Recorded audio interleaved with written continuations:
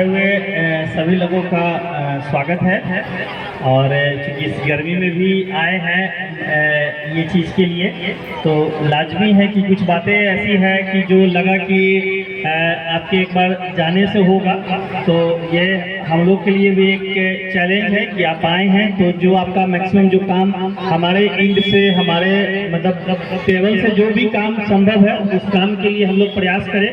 चूँकि हर विभाग का काम बटा हुआ है, तो उसमें चूँकि आपका एक समेकित मांग है जो हम लोगों से संबंधित है, उससे डायरेक्ट संबंधित चीज़ें नहीं है, लेकिन इनडायरेक्ट में जैसे संबंधित है। 3 नंबर पॉइंट कि गरीब दलितों के मोहल्ले में प्रमुख सड़क से जो सड़क निर्माण किया जाए, जैसे फरीदपुर टोला, मटिया छपिया भाग टोला, फजीलपुर दल बस्ती, हसनपुरा टोला, हथौरा टोला, पगनटोली आदि गाँव।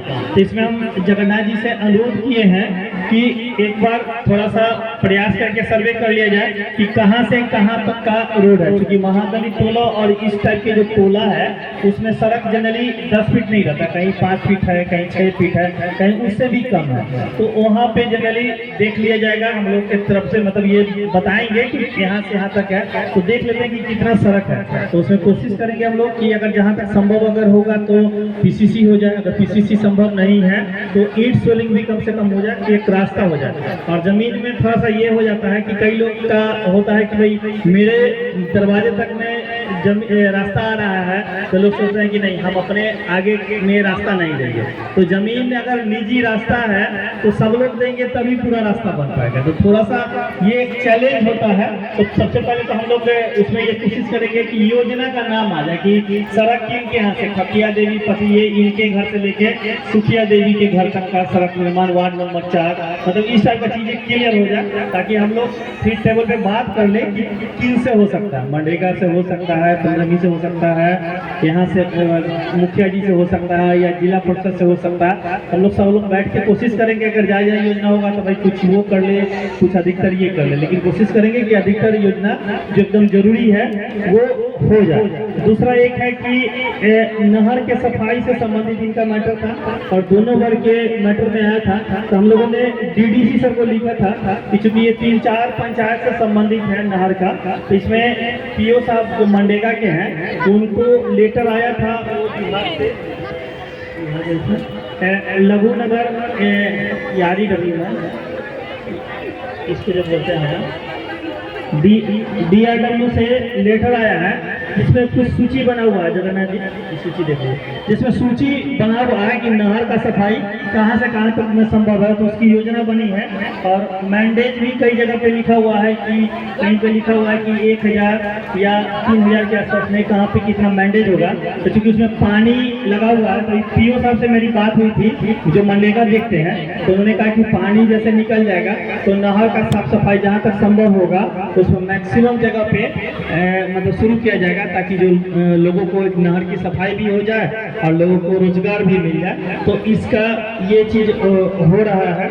और कुछ मामले जैसे प्रीपेड मीटर से है, तो ये बिजली विभाग का है, स्टेट लेवल तक का ये मैटर है, क्योंकि कई राज्यों में इसका विरोध हो रहा है। ये थोड़ा ऊपर का चीज है। सर्वे का है, तो सर्वे का काम अभी कुछ दिन रुका हुआ भी है, सर्वे के पदाधिकारी आए नहीं है, लेकिन हम आपको आश्वस्त करते हैं कि नजर बाबू ये चिट्ठी लिख के सर्वे पदाधिकारी को ये कर लीजिए, और इनके टीम के साथ जो है ना लिख दीजिएगा कि 2 से 3 दिन के अंदर में जो सर्वे की टीम है, तो इनके टीम के साथ बैठ के मीटिंग में कर ले कि जो इनका क्या मैटर है और इस पे उनका क्या जवाब है। आप उसमें लिख दीजिए कि 3 दिनों के अंदर में अपना बैठ के एक मीटिंग करके चीज़ों को स्पष्ट कर लें। ठीक है, वो कर ले। उसके बाद नालंदा नवादा है, तो ये तो एक सामाजिक मुद्दा है, ये ऊपर हाई लेवल का है। और बाकी रहा भूमिहीन परिवारों के लिए, तो माननीय पूर्व विधायक जी अभी अंचलाधिकारी सर गए हुए हैं आपके सिवान में, एक मीटिंग है महत्वपूर्ण, तो उनमें बात हुई है। तो बोले हैं कि कल तक इसमें लेटर दे देंगे कि जो प्रोविजन है ऑनलाइन जो खुलेगा डाटा, तो उसके बाद वो होगा। और फिर रहा उद्यमी योजना से जो लाभ के लिए जो 70,000 से नीचे का प्रमाण पत्र है, तो वो आय प्रमाण पत्र बनवाया जा रहा है। उसमें दिक्कत ये है कि वो ऑनलाइन हो रहा है, मतलब मैनुअल लेने पे वो नहीं बनेगा जब तक अति नहीं होगा, क्योंकि सर्टिफिकेट आप दीजिएगा तो सर्टिफिकेट कहीं ना कहीं जमा करिएगा। सर्टिफिकेट जैसे जमा करिएगा तो सारे सर्टिफिकेट में QR कोड रहता है, तो QR कोड से उसका मिलान किया जाता है कि ये सर्टिफिकेट सही जगह से किस ऑफिस से निर्गत है, तो उसका सारा डिटेल आ जाता है स्कैन करते ही कि ये किस नाम से बना है, सर्टिफिकेट नंबर क्या है और कहाँ से निर्गत हुआ है। अब जन्म प्रमाण पत्र में भी आप लोग देख रहे होंगे कि कहाँ पे जहाँ पे मैनुअल जिनका बना हुआ था वो सबको ऑनलाइन करवाया जाता है, ताकि कोई भी ऑफिस तुरंत उसको जांच कर ले कि कहाँ से निर्गत है और किन के नाम से है। तो ये बन रहा है, इसके संबंध में कुछ विशेष बातें हैं, तो विवेक बता दीजिए कि कहाँ पे पंचायत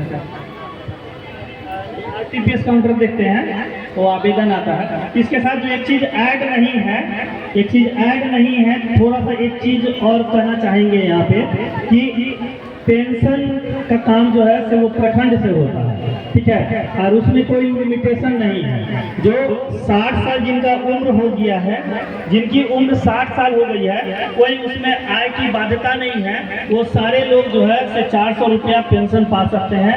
उसके लिए वृद्धावस्था पेंशन आपको आवेदन करना होगा।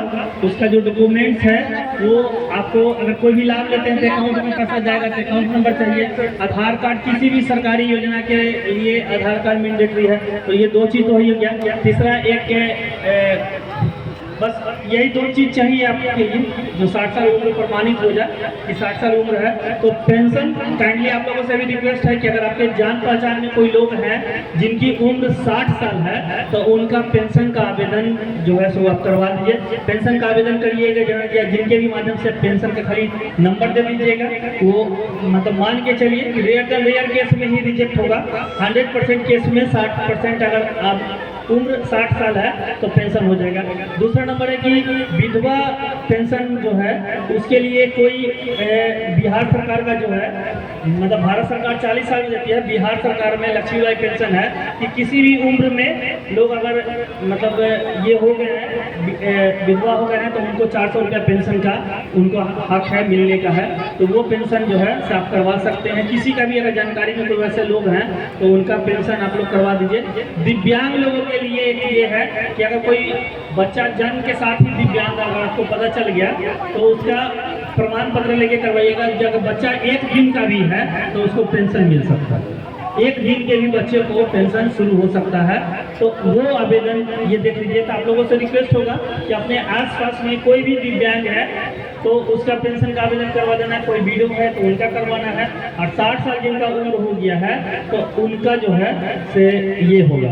और चूंकि श्रम प्रबंधन पदाधिकारी नहीं आए हैं तो आप लोगों से एक रिक्वेस्ट होगा कि जो लेबर का काम करते हैं तो आप लोग बिहार सरकार और भारत सरकार का श्रम कार्ड बनता है, जो ई श्रम कार्ड है वो भारत सरकार का है, और श्रमिक जो कार्ड एक बनता है वो बिहार सरकार का। 2 कार्ड बनता है अलग अलग सरकार का।